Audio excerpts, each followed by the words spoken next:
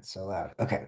Hello. I'm just gonna show you it's not like a full way to make a nice mock-up. I'm just gonna show you kind of like a quick and dirty kind of poopy way if you need to just some strategies for you if you like kind of have to fudge your own and you're not gonna build a whole one.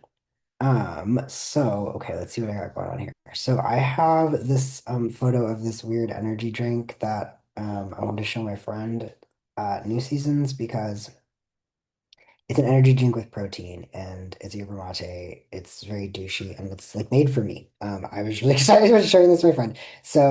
Let's say I want to put my own design on this can. Um, I don't have like the best visual example for this, but I'm just going to show you how I might go about thinking about that. So basically, one thing you can do depending on what your picture is like, it might not work for everything, right? I'm just going to grab something. Files, what do we got? Um, Class. Okay, so this is one of the images I used to demo in class. So let's say I've got his that page from my sketchbook again. I'm just gonna bring it in here. Okay, so like depending on what it is you're using, maybe you have a situation where the image is already like set up pretty well to fit on the picture that you have. Let's make an example. I'm just cutting them out. Oopsie. Oh, I was on the wrong lasso tool. Hang on, Jesus Christ. Polygonal when I really needed the regular lasso tool. So I'm just cutting this guy out. La, la, la, la, la, la, just show an example. Okay. Oops, I did a really bad job with that. Oh well. Yeah. Let's just say you have an image that's kind of set up to go on the thing that you have a picture of that you're trying to do the mock-up with. So, okay, like in all apps, multiply is just kind of a helpful. This might work for something because it doesn't work for this can because it has such a strong design already. But let's say that the can was like all red or something, which we can do, right?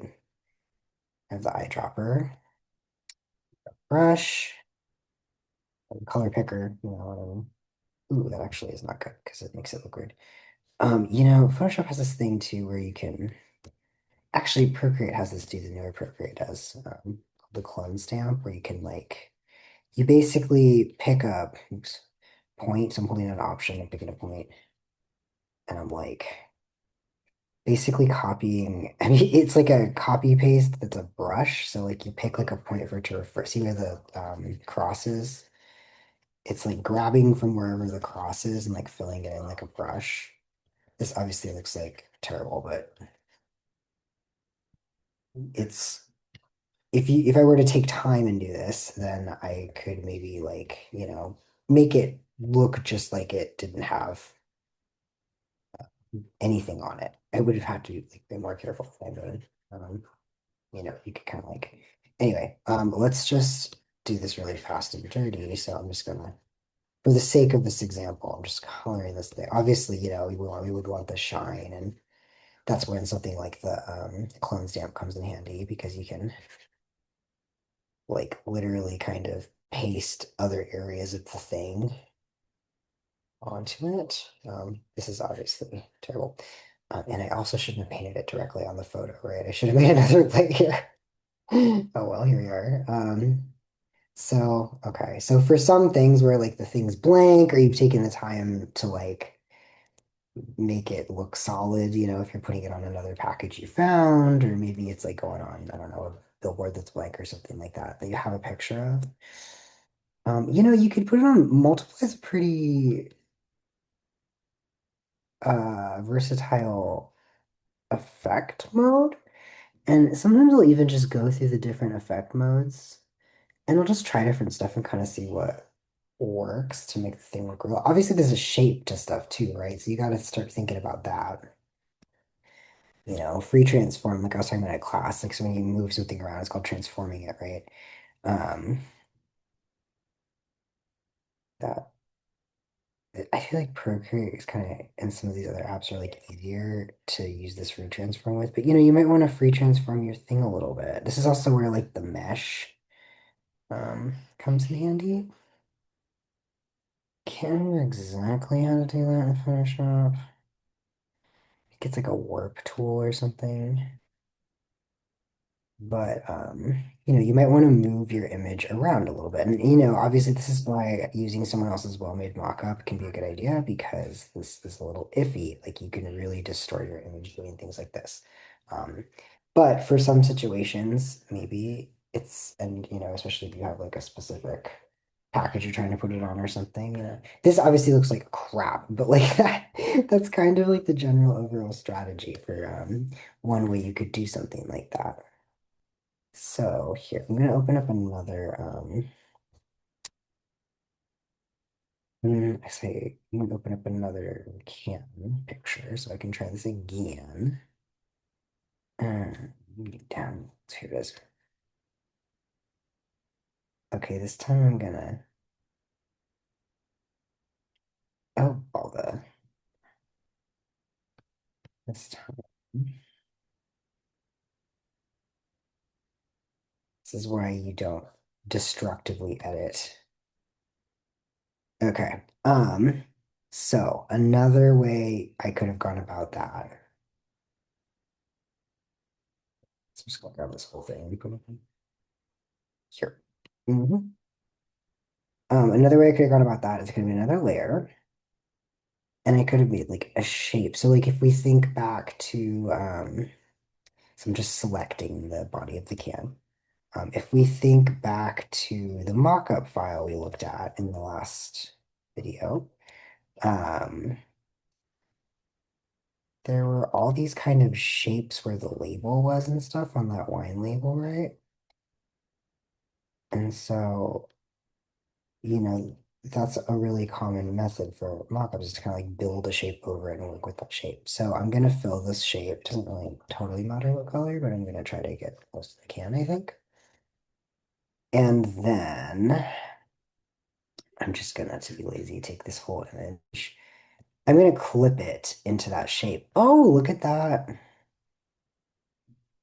So obviously if I was being really careful, kind of imprecise about how I did this, um, I would have had a maybe pretty good result. I need like a warp tool or something. Is there a warp tool here? If you can't find a tool in Photoshop, sometimes you can just go into the help and we'll tell you where things are.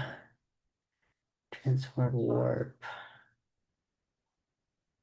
Oh, interesting. Okay. There it is. I don't even know. Okay, so that works for now.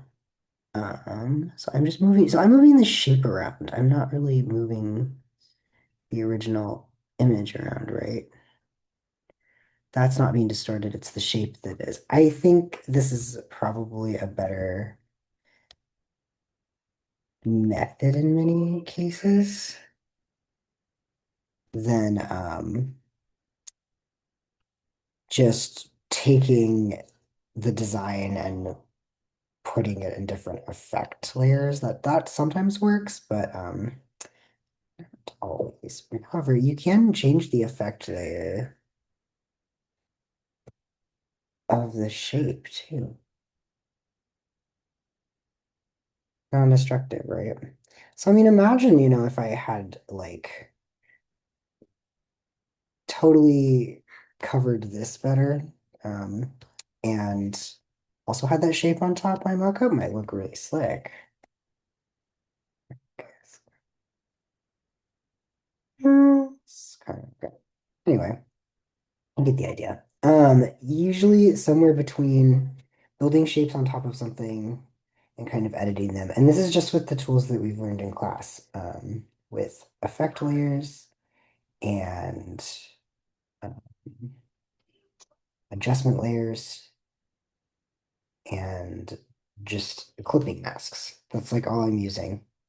And I think if you're, a little more thoughtful about it than I'm being here, you can make a pretty decent little fake mock-up with a specific photo if you need to do that. If you're just looking to, to put something on like any old hat or wine bottle or something, I kind of recommend just downloading someone else's because they're usually just made pretty well. But this is kind of like, basically some basic strategies for how you might approach it if you and of course you can like paint on it too, right? Make it look more real. You can get really into it. You can kind of like here I have the eraser and I'm kind of turning it on the opacity and what am I doing? I don't know. But you can kind of just sort of like use your skills as a person that's an artist and maybe draws or paints to and for these digital things as well and to make your own little manga. All right. And that's that. Thanks for bearing with me.